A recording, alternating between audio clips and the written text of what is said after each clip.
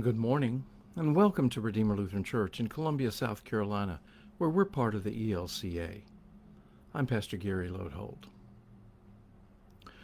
Frankly, I have struggled to get my head around online dating. Sites like eHarmony and others have you fill out questionnaires about yourself and then try to match you up with someone their computer thinks is compatible.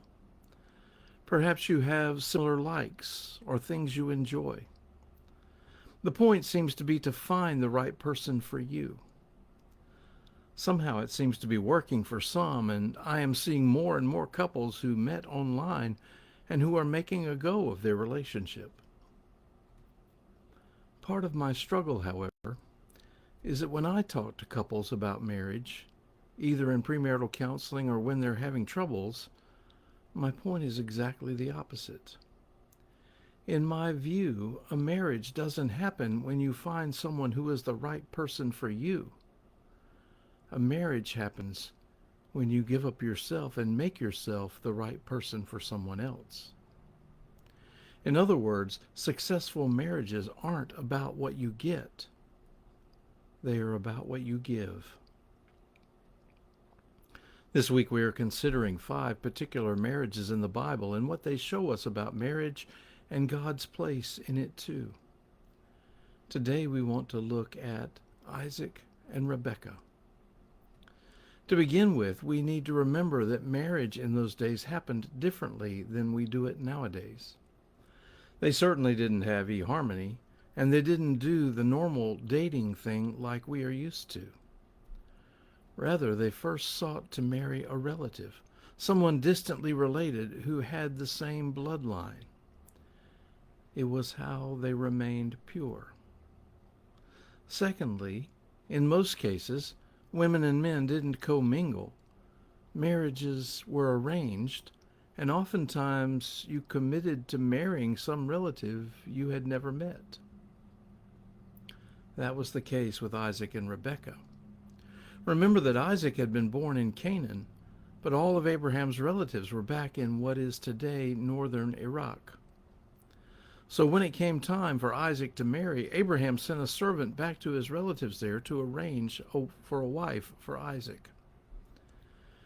It's a fascinating story as the servant draws near to a well at the time of watering the flocks.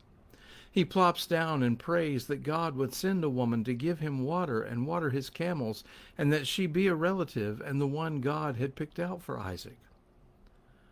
Well, sure enough, a woman soon came along to water her flock, saw the servant there, and offered to give him water and to water his camels too. I suspect the servant was bug-eyed, because this had happened just like he had prayed for. And on top of that, the woman was beautiful. So he asked whose family she was from, and it turned out she was a relative to Abraham. Now, in our world today, when you want to marry someone, you tend to give an engagement ring.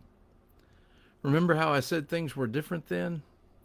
In a little verse you've likely never noticed, the servant puts a ring in her nose. This was high fashion in those days. They went to her father's tent, and pretty quickly the arrangements are made. But in a stunning move, they ask Rebekah if she is willing to go.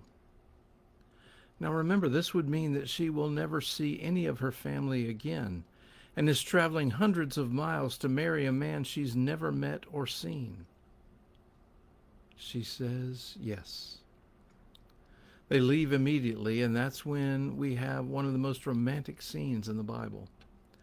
As they approach their destination, Rebekah sees a man walking toward them and is immediately attracted to him. She asks her maids and Abraham's servant, "Who is that man?" In the end, the scriptures tell us that then Isaac brought her into his mother Sarah's tent.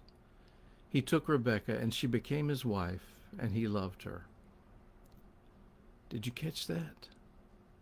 It wasn't just an arrangement. They loved each other too.